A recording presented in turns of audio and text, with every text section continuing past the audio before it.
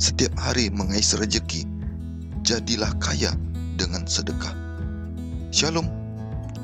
Saudaraku yang dikasihi Kristus, kita bertemu lagi dalam renungan pagi hari ini, hari Jumat, tanggal 15 Mei tahun 2020.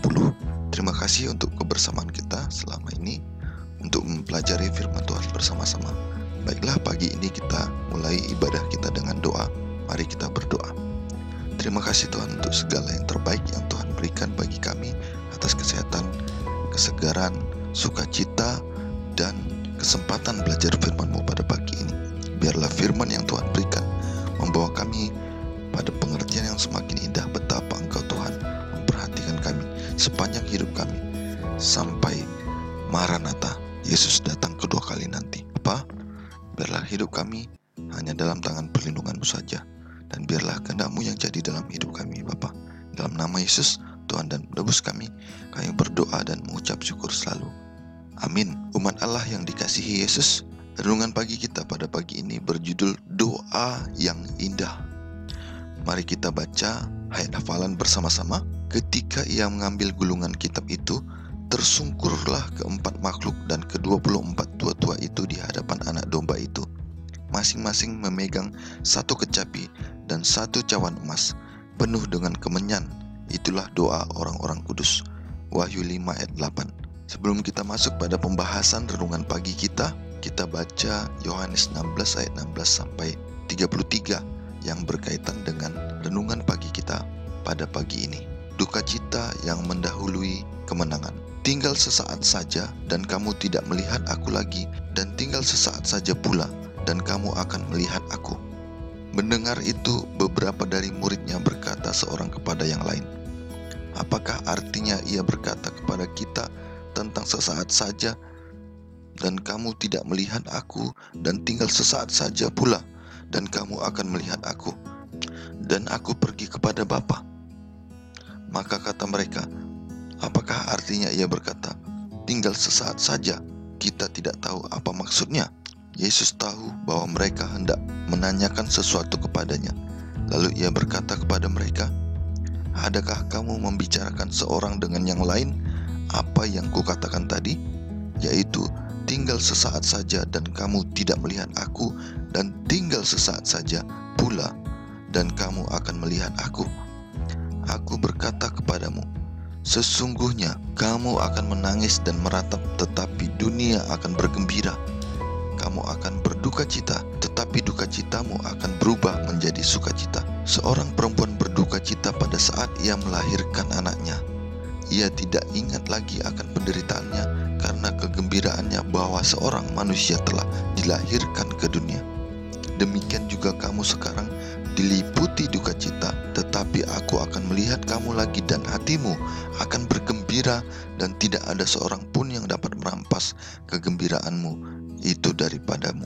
Dan pada hari itu kamu tidak akan menanyakan apa-apa kepadaku. Aku berkata kepadamu, sesungguhnya segala sesuatu yang kamu minta kepada Bapa akan diberikannya kepadamu dalam namaku. Sampai sekarang kamu belum meminta sesuatu pun dalam namaku. Mintalah, maka kamu akan menerima, supaya penuhlah sukacitamu. Semuanya ini kukatakan kepadamu dengan kiasan. Akan tiba saatnya aku tidak lagi berkata-kata kepadamu dengan kiasan, tetapi terus terang memberitakan Bapa kepadamu. Pada hari itu kamu akan berdoa dalam namaku, dan tidak aku katakan kepadamu bahwa aku meminta bagimu kepada Bapa, sebab Bapa sendiri mengasihi kamu, karena kamu telah mengasihi aku dan percaya bahwa aku datang dari Allah. Aku datang dari Bapa dan aku datang ke dalam dunia. Aku meninggalkan dunia dan pergi kepada Bapa. Kata murid-muridnya, lihat, sekarang engkau terus terang berkata-kata, dan engkau tidak memakai kiasan. Sekarang kami tahu bahwa engkau mengetahui segala sesuatu. Dan tidak perlu orang bertanya kepadamu. Karena itu kami percaya bahwa engkau datang dari Allah. Jawab Yesus kepada mereka, percayakah kamu sekarang? Lihat, saatnya datang, bahkan sudah datang, bahwa kamu dicerai-beraikan masing-masing ke tempatnya sendiri, dan kamu meninggalkan aku seorang diri. Namun aku tidak seorang diri, sebab Bapa menyertai aku. Semuanya itu kukatakan kepadamu, supaya kamu beroleh damai sejahtera dalam aku. Dalam dunia kamu menderita penganiayaan, tetapi kuatkanlah hatimu, aku telah mengalahkan dunia. Saudaraku, dari bacaan kitab kita disampaikan bahwa sampai kini murid-murid belum mengenal sumber dan kuasa juru selamat yang tidak terbatas. Ia mengatakan kepada mereka, sampai sekarang kamu belum meminta sesuatu pun dalam namaku. Tertulis dalam Yohanes 16 ayat 24. Ia menjelaskan bahwa rahasia kemajuan mereka ialah dalam meminta kekuatan dan anugerah dalam namanya.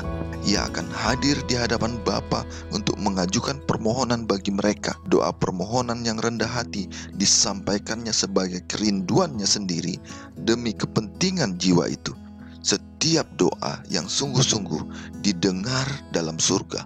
Doa itu mungkin diucapkan dengan tidak lancar, tetapi jika hati ada dalamnya, doa itu akan naik ke bait suci di mana Yesus melayani, dan ia akan menyampaikannya kepada Bapa tanpa satu perkataan yang kaku dan menganggapnya indah dan harum dengan dupa kesempurnaannya sendiri. Jalan kesungguh-sungguhan dan ketulusan hati bukannya suatu jalan yang bebas dari halangan, tetapi dalam setiap kesulitan kita harus melihat suatu panggilan untuk berdoa. Tidak seorang pun yang hidup yang memiliki kuasa yang tidak diperolehnya dari Allah. Dan sumber dari mana kuasa itu datang terbuka bagi manusia yang paling lemah sekalipun. Dan apapun yang kamu minta dalam namaku, kata Yesus, aku akan melakukannya supaya Bapa dipermuliakan di dalam Anak. Jika kamu meminta sesuatu kepadaku dalam namaku, aku akan melakukannya. Dalam nama Kristus, para pengikutnya harus bersedia di hadapan Allah. Dengan perantaraan harga pengorbanan yang Dia adakan bagi mereka, mereka berharga pada pemandangan Tuhan. Karena kebenaran Kristus yang dihisapkan itu, mereka dianggap berharga. Karena nama Kristus Tuhan mengampuni mereka yang takut akan Dia. Ia tidak melihat dalam mereka kecemaran orang berdosa. Ia mengakui dalam mereka rupa anaknya yang mereka percayai. Tuhan mereka kecewa apabila umatnya menaruh penilaian yang rendah pada diri mereka sendiri. Ia menghendaki agar warisan pilihannya menilai diri mereka sendiri sesuai dengan harga yang telah ditaruhnya ke atas mereka. Allah memerlukan mereka. Kalau tidak, Ia tidak akan mengutus anaknya melakukan tugas semahal itu untuk menebus mereka. Ia mau menggunakan mereka, dan Ia sangat senang bila mereka mengadakan tuntutan yang paling tinggi kepadanya agar mereka dapat memuliakan namanya. Mereka dapat mengharapkan perkara-perkara yang besar kalau mereka beriman akan janji-janjinya. Dikutip dari buku Alfa dan Omega, jilid 6, halaman 308 dan 309. Demikian firman Tuhan, saudaraku. Banyak hal yang belum kita pahami sebagai manusia kalau kita masih meragukan bahwa Yesus, bahwa Tuhan Allah Bapa kita, bahwa Roh Kudus sanggup melakukan apapun bagi kita, karena Dia Allah yang mulia, yang maha kuasa, yang maha kasih, yang memiliki segalanya, dan yang selalu siap memberikan yang terbaik bagi kita. Biarlah nama Tuhan dimuliakan dan kita dibawa pada satu kesatuan yang erat dengan Bapa untuk selalu mencari kehendak-Nya dan menghidupkan kemuliaan-Nya dalam hidup kita. Mari kita sama-sama berdoa. Terima kasih Tuhan untuk firman yang Tuhan berikan, yang mengajarkan kami bahwa segala sesuatu adalah sesuai kehendak-Mu, bahwa apapun yang terjadi Tuhan, semua dalam tangan kendali-Mu, dalam kasih kemurahan-Mu. Tidak ada yang lepas dari kehendak-Mu dalam hidup kami Bapa. Biarlah segalanya Bapa sesuai dengan kemauan-Mu saja dan keagungan-Mu yang jadi dalam hidup kami. Tuhan kami, biarlah kami selalu percaya atas apapun yang terjadi, bahwa itu adalah yang terbaik yang Kau siapkan bagi kami, supaya kami selalu bergantung padamu, menyerahkan hati, jiwa, tubuh, dan roh kami pada kehendak-Mu saja Tuhan. Terima kasih Bapa atas segalanya. Jadilah kemurahan-Mu dalam hidup kami. Di dalam nama Yesus, Tuhan dan penebus kami berdoa dan mengucap syukur selalu. Haleluya, amin. Pergi ke hajatan biar dapat jenang, terkurat pesona kembang mayang. Jika hati terasa tak tenang, obatilah dengan sembahyang. Horas!